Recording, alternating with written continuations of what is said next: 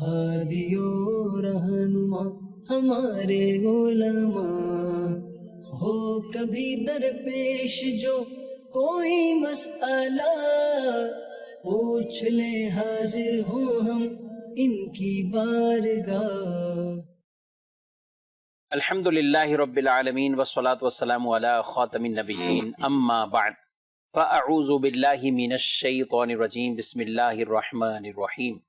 الصلاة والسلام علیک یا رسول اللہ وعلی آلک واصحابک یا حبیب اللہ، الصلاة والسلام علیک یا نبی اللہ وعلی آلک واصحابک یا نور اللہ۔ مدنی چینل کے ناظرین، پروگرام دارالافتاء اہل سنت میں آپ کو خوش آمدید کہتے ہیں، مرحبا کہتے ہیں۔ ہمارے پیارے رسول صلی اللہ تعالی علیہ وآلہ وسلم کا فرمان عظمت علی شان ہے کہ جمعہ کے دن مجھ پر کثرت سے درود بھیجو کہ یہ یوم مشہود ہے، اور پھر ارشاد فرمایا کہ تمہارا درود مجھ تک پہنچایا جاتا ہے۔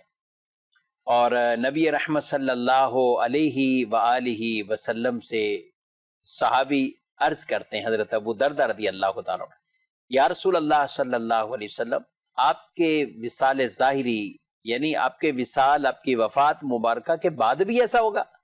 تو اللہ کے نبی صلی اللہ علیہ وآلہ وسلم نے ارشاد فرمایا، ان اللہ حرم علی الارض ان تأکل اجساد الانبیاء، اللہ نے زمین پر حرام فرمایا ہے کہ وہ نبیوں کے جسموں کو کھائے، یعنی انبیاء کے جسم وہ سلامت ہوتے ہیں۔ اس حدیث سے حضور اکرم صلی اللہ علیہ وسلم نے حیات الانبیاء کا وہ عقیدہ بیان کیا ہے۔ اور ایک اور روایت میں ارشاد فرمایا، الانبیاء احیاء فی قبورہم یصلون، اور کہیں فنبی اللہ حی یرزق، کہ اللہ کا نبی زندہ ہوتا ہے، اسے رزق دیا جاتا ہے۔ اور کہیں فرمایا انبیاء قبروں میں زندہ ہے اور وہ نماز بھی پڑھتے ہیں۔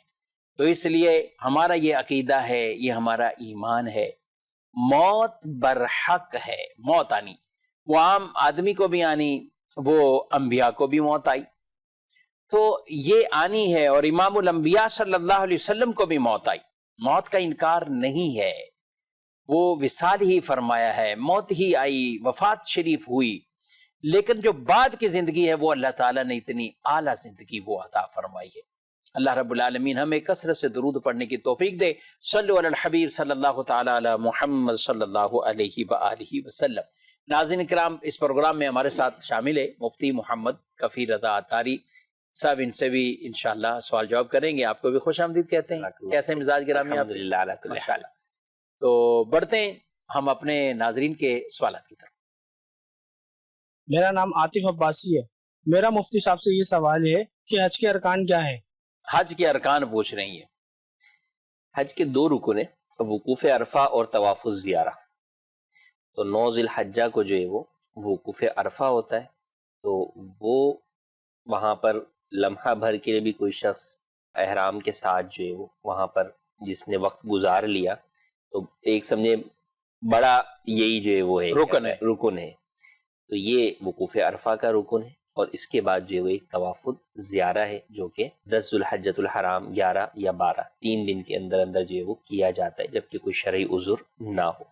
باقی اس کے علاوہ پھر واجبات بہت سارے ہیں۔ پھر حج کی اقسام کے اعتبار سے بات ہوتی ہے، حج افراد ہوتا ہے، حج تمتع ہوتا ہے، حج قران ہوتا ہے۔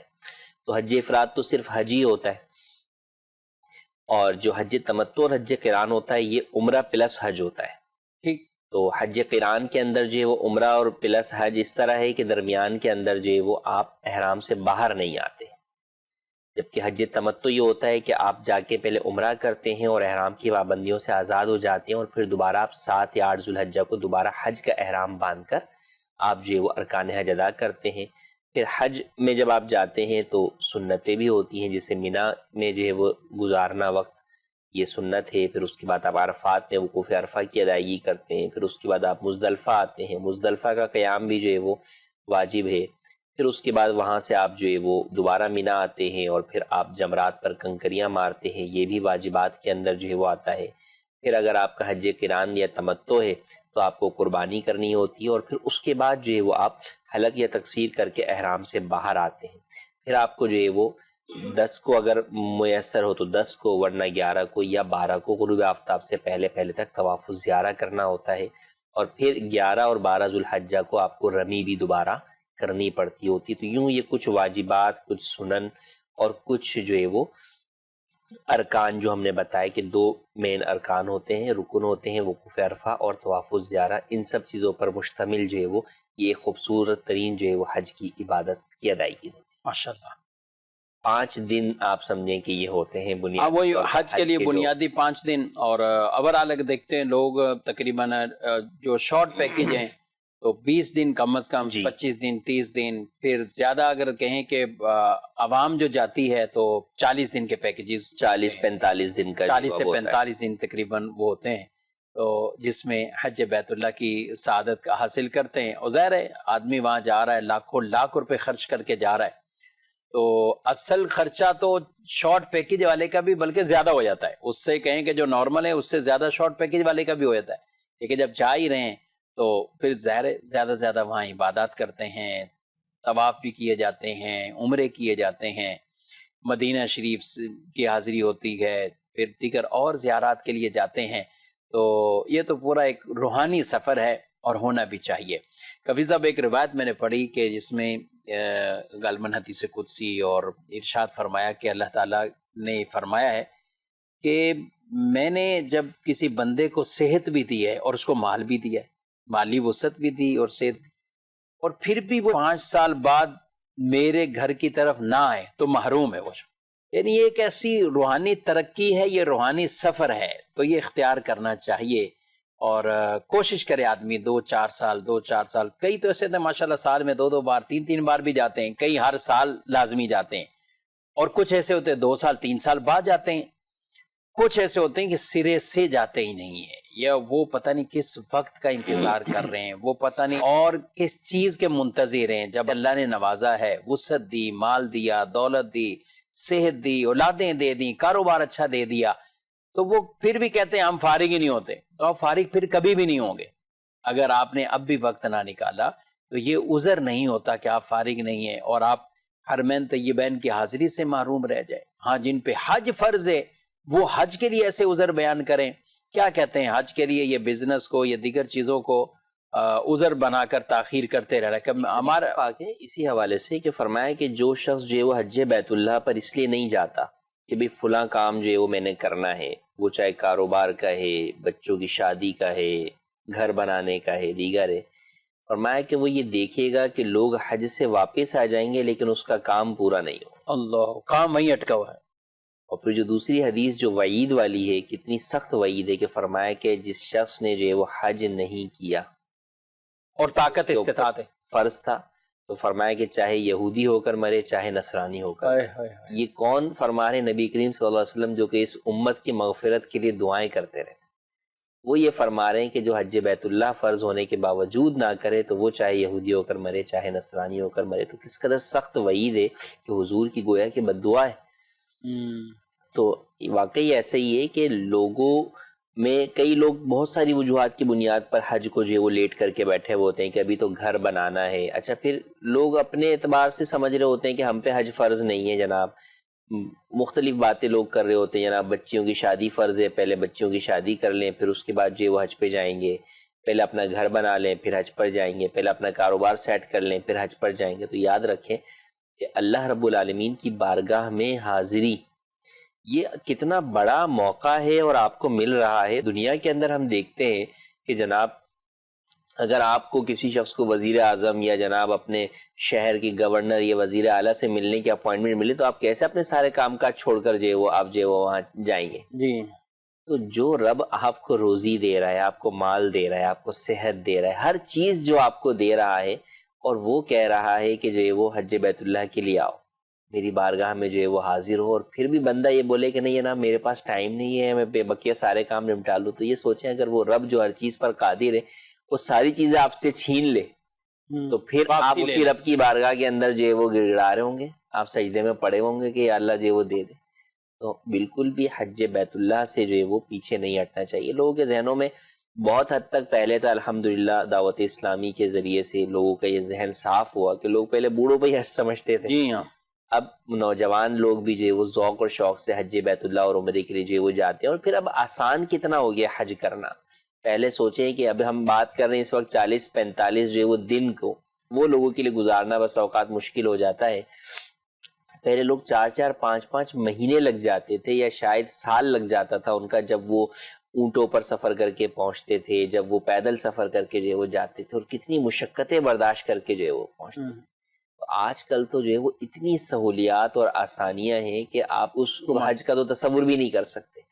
تو ان نعمتوں کا شکر بھی ادا کرنا چاہیے, اور شکر یہی ہے کہ انسان کو جو رب نے نعمتیں دی ہیں تو ان سے جو اس رب العالمین کے حقوق بنتے ہیں بندہ وہ ادا کرے. صحیح. اور پھر یہ حج تو ایسا رکن ہے جو زندگی میں ایک بار فرض ہے. تو یہ تو جس کو موقع ملے سب سے پہلے اس کو چاہیے کہ اپنے اس عمل کی ادائیگی کرے اور اپنے حج فرض کی ادائیگی سے سبکدوش ہو جائے. جی مزید. مفتی صاحب سے میرا یہ سوال ہے کہ مختلف دھاتوں کی تسبیحاں بنائی جاتی ہیں, تو کیا سونے کی تسبیح بنائی جا سکتی ہے, اسے پڑھا جا سکتا ہے؟ جی سونے کی تسبیح اگر بنا بھی لی تو پڑے گا کیسے, اس کو تو سنبھال کے رکھے گا کہیں. تو کیا کہتے ہیں آپ؟ سونے چاندی کی تسبیح جو ہے وہ پڑھنا یہ جائز نہیں ہے. وجہ یہ کہ سونا چاندی مرد کے لیے حرام اور عورت کے لیے بطور زیور جو ہے وہ استعمال جائز ہے.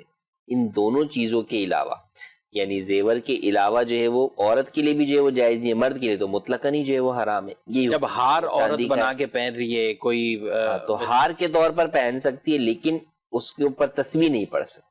کیوں؟ یہ استعمال میں آ جائے گا جو کہ زیور کے علاوہ کا استعمال ہے. ٹھیک. تو زیور کے علاوہ والا استعمال جو ہے وہ اس کے لیے جائز, عورت کے لیے بھی نہیں ہے. تو جب ان چیزوں پر عمل کرنا جائز نہیں, یعنی تسبیح پڑھنا جائز نہیں, تو بنانے والے کے لیے بنانا بھی جو ہے وہ جائز نہیں ہوگا. تو بالکل بھی اس کی اجازت نہیں. جی. میرا مفتی صاحب سے سوال ہے کہ لوگوں میں یہ بات مشہور ہے کہ اگر جمعہ کے دن حج ہو تو اس حج کو حج اکبر کہتے ہیں, اور اس حج کا ثواب دوسرے حج کے مقابلے میں 70 گنا زیادہ ہوتا ہے. آپ اس بارے میں کیا فرماتے ہیں؟ کہ یوں تو عمرے کو حج اصغر کہا جاتا ہے اور حج کو حج اکبر کہا جاتا ہے, لیکن اس اعتبار سے اگر ہم بات کریں تو جمعہ کے دن کوئی بھی جو نیکی کی جاتی ہے اس کا ثواب جو ہے وہ 70 گنا بڑھا دیا جاتا ہے. تو اس اعتبار سے بالکل یہ بات ٹھیک ہے کہ جمعے کے دن اگر آپ کا حج جو ہے وہ پڑتا ہے وقوف عرفہ, یقیناً اس دن جو ہے اس کا ثواب جو ہے وہ زیادہ ہو جاتا ہے. تو اس کے اندر کوئی حرج نہیں, بلکہ یہ بات ٹھیک ہے کہ اس دن جو بھی نیک عمل ہے وہ حج بیت اللہ بھی ہوگا تو وہ بھی 70 گنا زیادہ ثواب ملے گا. اور اس کو عموماً لوگ حج اکبر بولتے ہیں. جی. ویسے حج تو ہر حج اکبر, ہر حج جو ہے حج اکبر ہے, کہ عمرے کے مقابلے میں جب ہم دیکھتے ہیں تو عمرہ جو ہے وہ حج اصغر کہلاتا ہے اور حج جو ہوتا ہے وہ حج اکبر ہوتا ہے.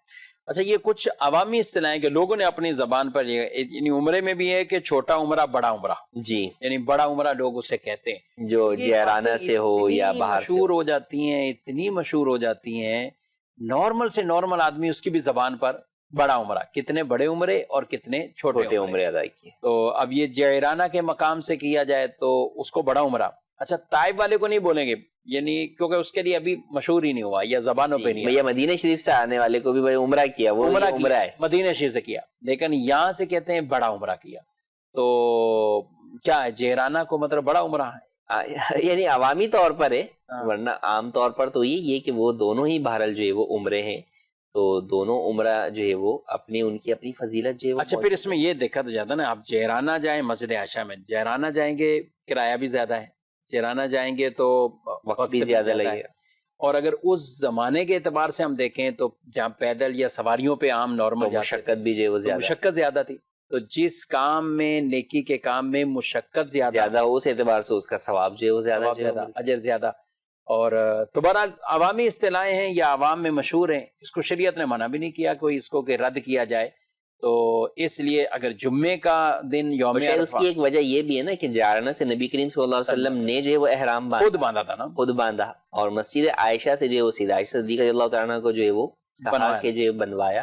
تو اگرچہ اس میں بھی علماء کہے کہ افضل یہ ہے کہ جہاں حضور نے حکم فرمایا کہ یہاں سے جو ہے وہ کرو, حضور کا قول زیادہ جو ہے وہ افضلیت جو ہے وہ رکھتا ہے.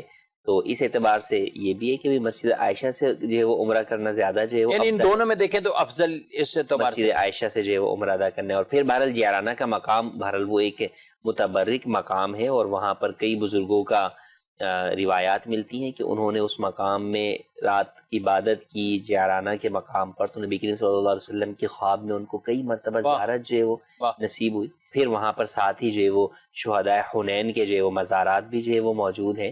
تو یوں فضائل تو اپنی جگہ پر ہر جگہ کے بہرحال ہیں کہ وہ مقدس سرزمین ایسی ہے کہ جگہ جگہ پر جو ہے وہ فضائل کو سمیٹے ہوئے۔ سبحان اللہ۔ جی مزید سوال۔ مفتی صاحب سے یہ سوال ہے کہ اگر طواف کے دوران مسجد حرام میں نماز جنازہ یا فرض نماز شروع ہو جائے تو کیا طواف نئے سرے سے شروع کرنا ہوگا یا وہیں سے جاری رکھا جا سکتا ہے؟ جی فرض نماز کا وقت ہو جائے، طواف کر رہے ہوں جی۔ اور تو اس ٹائم کیا پھر یہ چکروں میں دائرے کے 3 کسی کے ہوئے، 2 ہوئے، 5 ہوئے، جو 6 ہوئے، کیا ہونا چاہیے؟ تو اس صورت کے اندر نماز کا وقت آ گیا ہے، جماعت جو ہے وہ کھڑی ہو رہی ہے، تو ایسی صورت میں آپ طواف پڑھنے سے سی بات ہے، طواف رک جاتا ہے تو آپ بھی اپنا طواف جو ہے وہ روک دیں گے، اور پھر نماز پڑھنے کے بعد آپ دوبارہ جو ہے وہ وہیں سے اپنا طواف جو ہے وہ کنٹینیو کر سکتے ہیں، اس میں کوئی حرج جو ہے وہ نہیں۔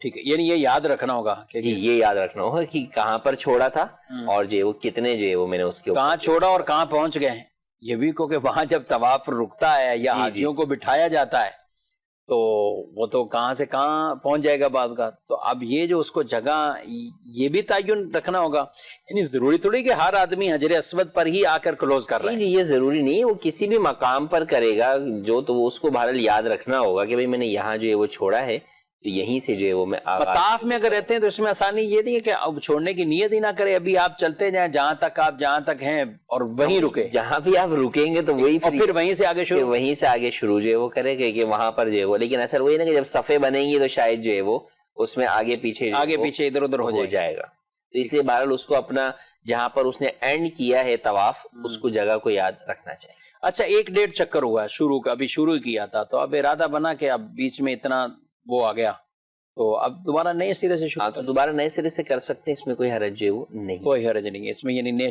سرے سے ہو سکتا ہے، یعنی 4 اگر چکر نہیں ہوگا، 4 سے کم ہے تو آپ نئے سرے سے کر سکتے ہیں، 4 ہو گئے یا اس سے زائد ہو گئے تو پھر اب نئے سرے سے نہیں کر سکتے، اب اس طواف کو آپ کو مکمل کرنا ہوگا، تو اس میں پھر آپ یہ جگہ یاد رکھیں اور جو بقیہ پھیرے ہیں وہ آپ وہیں سے مکمل کر کے اس طواف کو مکمل کریں۔ ٹھیک۔ مزید میرا مفتی صاحب سے یہ سوال ہے کہ اگر کسی پر حج فرض تھا لیکن اس نے نہیں کیا اور انتقال کر گیا تو کیا ورثہ پر اس کے مال سے حج بدل کروانا لازم ہے؟ جی اولا تو جس کے اوپر حج فرض ہے اس کے اوپر یہ لازم ہے کہ وہ حج اگر نہیں کر سک رہا کسی بھی وجہ سے تو وہ حج بدل کی وصیت کرے۔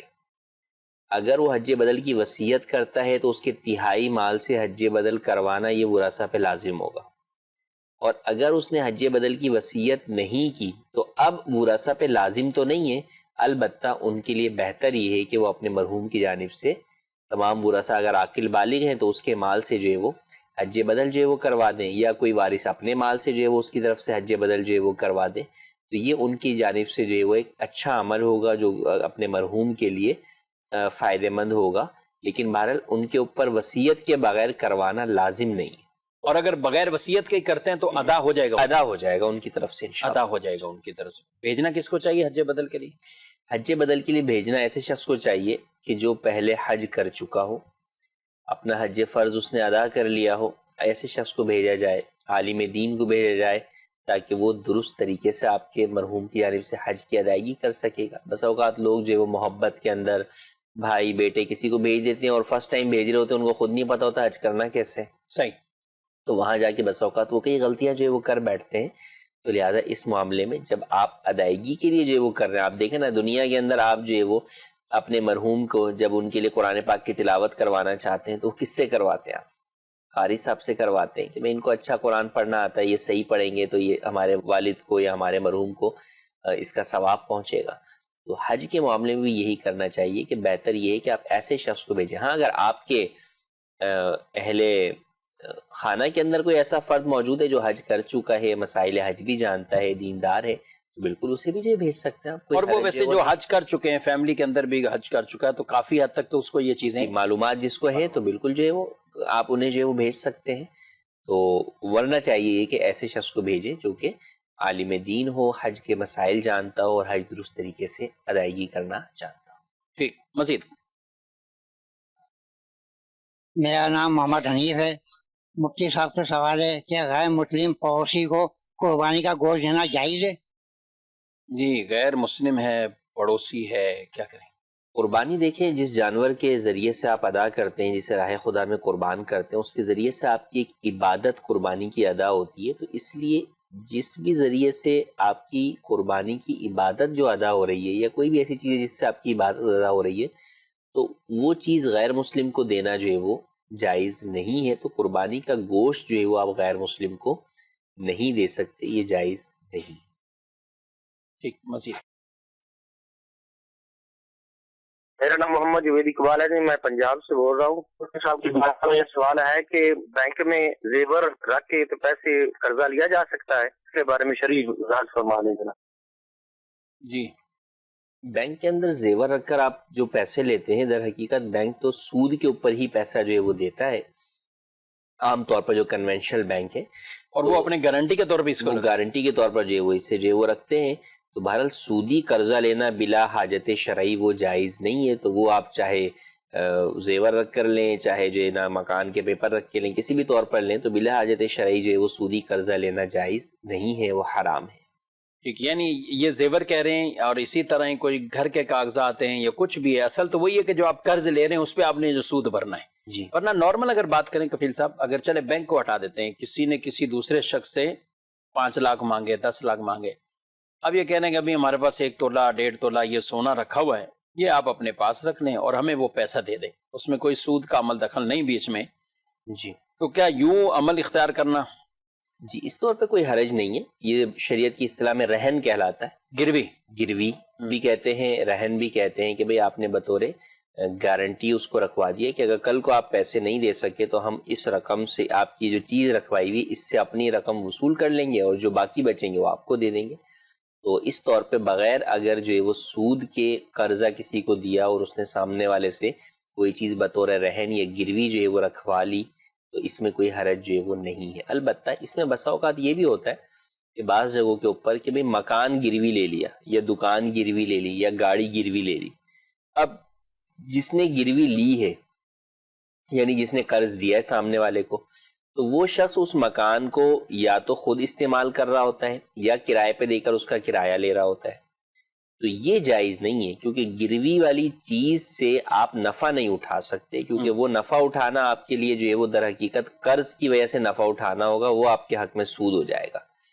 اس کی ادائیگی نہ ہونے کی صورت میں بیچ کر رقم وصول کر لینا اس میں سے، وہ ایک الگ جدا چیز ہے، لیکن ابھی اس میں اس کو استعمال کر کے اس پر سے نفع جو ہے وہ حاصل کرنا، یہ جائز نہیں ہے، یہ سود ہے جو کہ حرام ہے۔ مفتی صاحب بارگاہ میں سوال یہ ہے کہ عبداللطیف نام ایک بندے کا رکھا گیا ہے، اور اکثر لوگ جو ہیں اس کو عبداللطیف بھی نہیں بولتے، لطیف کی جگہ لطیف فا کی جگہ یعنی با لگا دیتے ہیں، اور اکثر لوگ یہ بھی بولتے ہیں کہ لطیف اکیلا عبد نہیں ملاتے اس کے ساتھ، کیا اس طرح بولنا جائز ہے؟ کہ عبداللطیف نام رکھا ہے تو عبداللطیف ہی پکارنا چاہیے، لیکن اگر کسی نے لطیف بھی پکارا بغیر عبد کے تو بھی جائز ہے، کہ یہ ان ناموں میں سے نہیں ہے، اللہ پاک کے ان صفاتی ناموں میں سے نہیں ہے کہ جنہیں جو ہے وہ بغیر عبد کے پکارنا جائز نہ ہو، تو لطیف بھی پکارا جا سکتا ہے۔ البتہ اس کو بگاڑنا نام کو تو وہ جائز نہیں ہے، وہ عام بھی کوئی نام ہو تو کسی مسلمان کا نام بگاڑنا جو ہے وہ جائز نہیں ہے، اور پھر یہ اللہ پاک کا صفاتی نام ہے تو اس اعتبار سے اسے بگاڑنا اور زیادہ جو ہے وہ غلط بات ہے، تو بگاڑنا جائز نہیں ہے، باقی لطیف کہہ کر جو ہے وہ پکارا جا سکتا ہے۔ ٹھیک ہے، لطیف کہہ کے پکارا جا سکتا، اور جب رکھا ہی نام عبداللطیف تو کوشش یہی کرنی چاہیے جی، تو پھر جو نام رکھا گیا ہے وہی جو ہے وہ پکارا جائے۔ اب جیسے کچھ نام تو ہیں، جیسے اب عبد الرحمن ہے، اب وہ اسے تو رحمان پکارنا جائز ہی نہیں ہے نا، کسی عام آدمی کو کیسے رحمان، اور کچھ نام ہیں جیسے رکھا ہی کریم گیا ہے، ایسوں کو چلے عبداللطیف ہے، ان کو آپ کیا مشورہ دیں گے؟ ان کو صرف لطیف رکھنا چاہیے تھا یا کیا؟ بنیادی طور پر دیکھیں ہمارے ہاں لوگ جو ہے وہ پہلے جو نارمل نام ہوتا ہے اس کو بھی شارٹ کر دیتے ہیں، تو اس لیے ایسے ناموں کو چاہیے کہ وہی نام رکھیں، لطیف رکھیں یا کریم رکھیں، اس طرح رکھیں۔ ہاں، جو نام ایسے ہیں کہ جن کو بغیر عبد کے رکھنا جائز نہیں ہے، یا تو وہ رکھے نہیں ہے، آپ کو پتہ ہے معاشرے کے اندر جو ہے وہ اس طرح پکارا نہیں جائے گا، جیسے پتہ ہے کہ معاشرے میں عبد الرحمن کو عبد الرحمن پکارا نہیں جاتا، تو وہ نام نہ رکھیں، اس کی جگہ کوئی اور جو ہے وہ نام رکھ لیں جو صحابہ کرام علیہم رضوان کے نام ہیں، ان ناموں میں سے جو ہے وہ کوئی نام جو ہے وہ رکھ لیں۔ لیکن بہرحال اگر رکھا ہے عبد الرحمن اور تو اس کو تو عبد الرحمن ہی پکارنا ضروری ہے، بلکہ رحمان تو رکھنا بھی جائز نہیں ہے اور پکارنا بھی جائز نہیں ہے۔ لیکن لطیف ہے یا کریم ہے یا اور کوئی بھی اس طرح کے صفاتی نام ہے تو ان میں اگر عبد کے ساتھ رکھا ہے تو عبد کے ساتھ ہی پکارنا چاہیے، اور ورنہ جو ہے وہ اکیلا بھی پکارا جا سکتا ہے۔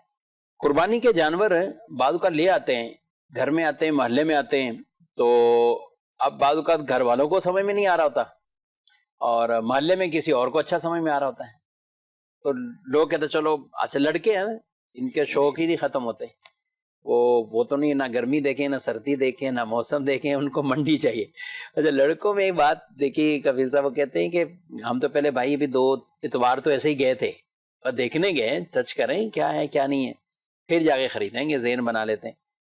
تو یہ قربانی کے لیے خرید کے لائے اور محلے میں پھر بیچ دیا، اب دوبارہ جا رہے ہیں، اب دوبارہ دیکھتے ہیں، کیا کہیں گے آپ اس عمل کو؟ کیا کہیں قربانی کے جو جانور جو ہے وہ آپ نے خریدا ہے تو اولاً تو بلا وجہ اسے جو ہے وہ تبدیل نہیں کرنا چاہیے، کہ جب ایک چیز کے اوپر آپ نے تقرب اللہ کی نیت کر لی، یعنی قربانی کی نیت کر لی، تو اسے تبدیل نہیں کرنا چاہیے۔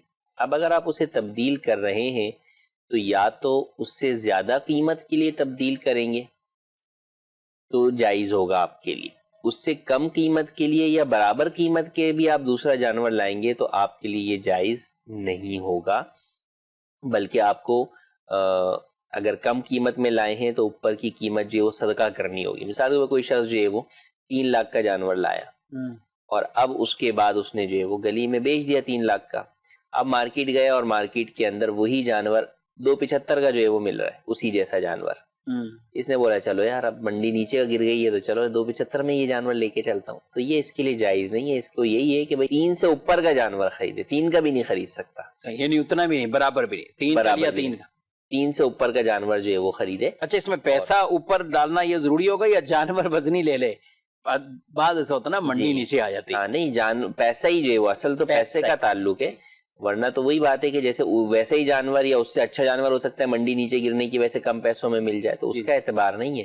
تو اس کو چونکہ پھر جب پیسہ لگائے گا تو پھر اس سے اور زیادہ اچھا جانور خریدے گا، انڈرسٹوڈ سی بات ہے، جب منڈی گر گئی ہے تو لہٰذا اس کو اس پیسوں سے زیادہ کا ہی خریدنا ہوگا۔ اگر کم کا لایا 275 کا جانور لے کر آ گیا اور پہلے 3 کا لایا تھا جو بیچا ہے، تو جو 25,000 روپے ہیں یہ اس کے حق میں حلال نہیں ہے، اس کو یہ پیسے جو ہے وہ بہرحال مستحق کے زکوٰۃ شرعی فقیر کو صدقہ ہی کرنے ہوں گے اور توبہ بھی کرنی ہوگی۔ یعنی یہ بعض اوقات جسے لوگ ایک تفریح کہہ لیں یا کچھ بھی کہہ لیں یا بچت کہہ لیں، اور ہوشیار بننے کی کوشش کی کہ میں نے 3 لاکھ کا لایا، یہاں 3.5 میں بیچ دیا، دوبارہ پھر 3 لاکھ کا لے کر آ رہا ہوں، تو ایسا مطلب ایسا نہیں ہے۔ ایسا کرنا ہے تو پھر آپ قربانی کی نیت سے نہ خریدنا، آپ شروع سے ہی نیت یہ رکھیں کہ بھائی ٹھیک ہے میں ابھی جانور جو ہے وہ لینے جا رہا ہوں اور میں جو ہے وہ اس کو لا کر جو ہے وہ بیچوں گا۔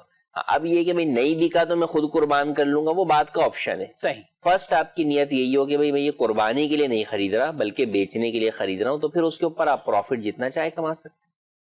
ٹھیک ہے، تو یہ خریداری اور ان میں ان چیزوں کا خیال رکھنا یہ ضروری ہوتا ہے۔ قربانی کے دنوں میں لوگ کئی سفر پر ہوتے ہیں، تو مسافر شخص کی طرف سے گھر والے قربانی کر دیں، ہو جائے گی قربانی؟ جی قربانی تو ہو جائے گی اس کی جانب سے، اگرچہ اس کے اوپر واجب نہیں ہوتی کہ وہ جب شرعی مسافر ہے، جیسے ابھی حج پر بہت سارے لوگ جائیں گے ایام نحر کے اندر، مینا کے اندر کئی لوگ جو ہے وہ مقیم جو ہے وہ نہیں ہوتے، مسافر ہوتے ہیں کہ وہ مکے میں پہلے 15 دن جو ہے وہ ان کا قیام نہیں ہوا ہوتا۔ صحیح، تو ایسی صورت کے اندر اگر پاکستان میں ان کی جانب سے کوئی شخص جو ہے وہ قربانی جو ہے وہ کر دیتے ہیں ان کے اہل خانہ، تو اس میں کوئی حرج نہیں ہے، قربانی ہو جائے گی۔ اس حساب سے یہ سوال ہے، بعض اوقات مجبوری میں انسان تھوڑا جلدی نماز ادا کرتا ہے، تو ایسی صورت میں نماز ہو جاتی، یہ بتا دی کتنی جلدی نماز ادا کرے تو وہ نہیں ہوتا ہے، یعنی کہ جلدی نماز ادا کرتا کسی مجبوری کے تحت، برائے مہربان۔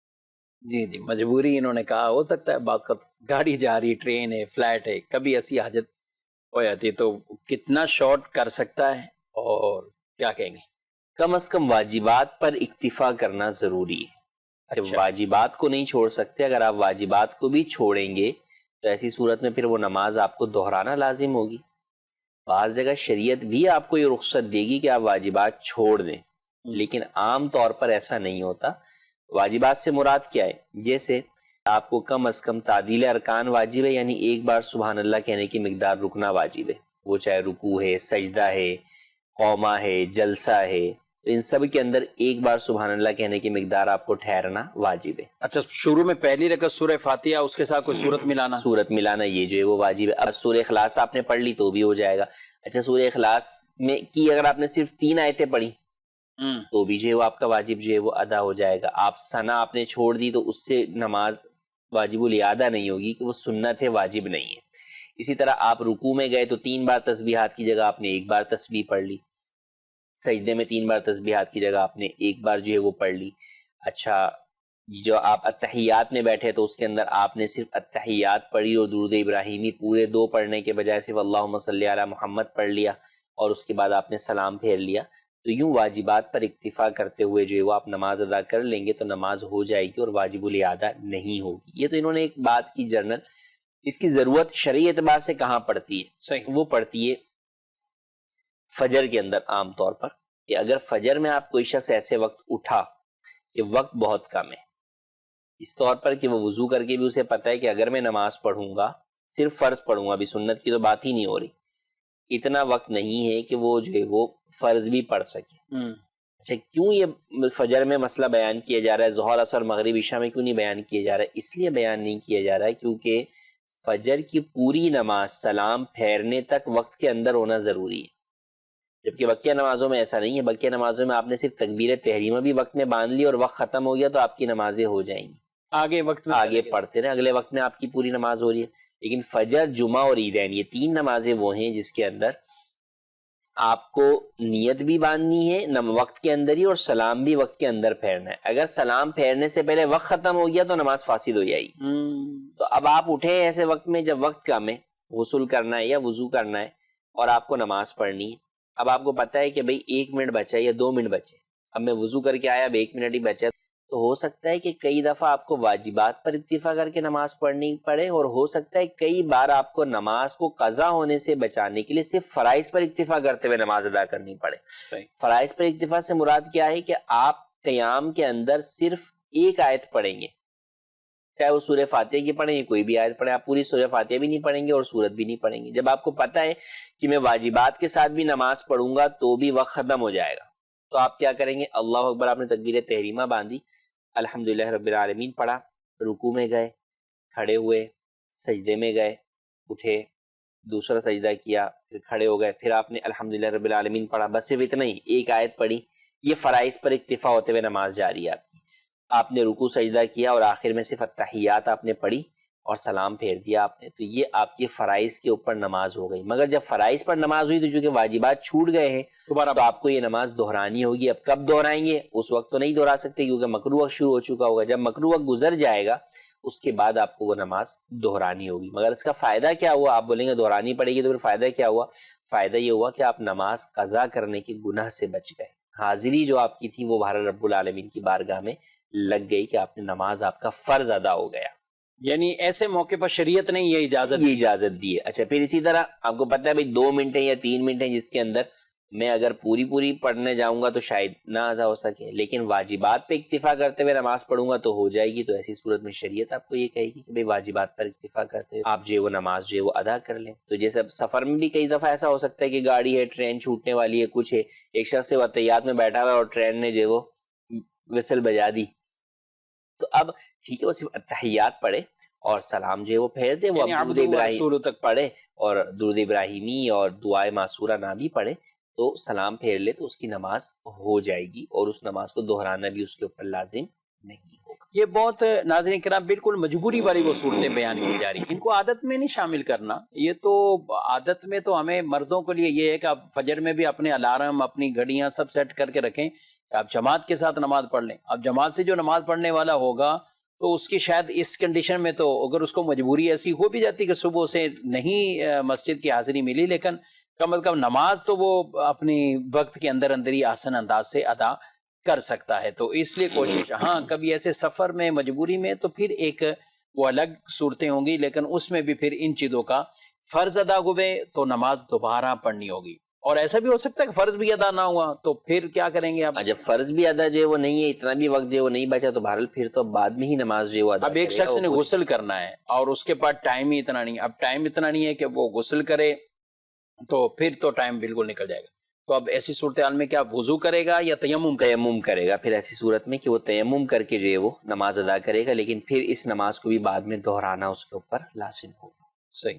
تو یہ مسائل بیان کرنے کے مقاصد ناظرین کرام یہ ہیں کہ ہمارے فرض قضا نہ ہوں، جو ذمہ نمازیں ہیں وہ اپنے وقت پر یوں ادا ہوتی رہیں، نمازوں کا فریضہ وہ درست انداز سے یوں ادا ہوتا رہے. اور ظاہر ہے اتنی باریک بینی اور یہاں تک جا کر بھی جو مسائل پوچھتے ہیں، سیکھتے ہیں، سکھاتے ہیں تو نمازوں کی اہمیت جب پتہ ہوگی تب ہو، ورنہ لوگ جاگتے ہوئے عام بیٹھے ہوئے مارکیٹوں میں، آفیسز میں اور اپنے کاروباری اڈوں پر یا سفر میں کہیں تو ان کو کوئی اس چیز کی فکر نہیں ہوتی. نمازی کو یہ فکر ہوتی ہے کہ بس نے سٹاپ کہاں کرنا ہے، میں نے اترنا ہے اور سب سے پہلے. اور ایسے لوگ عموماً کھانے کے سٹال پر بھی بعد میں جائیں گے، پہلے اپنی نماز کے لیے فکر کر کے وہ کم از کم اپنی نماز کے فرائض وغیرہ ادا کر لیتے ہیں.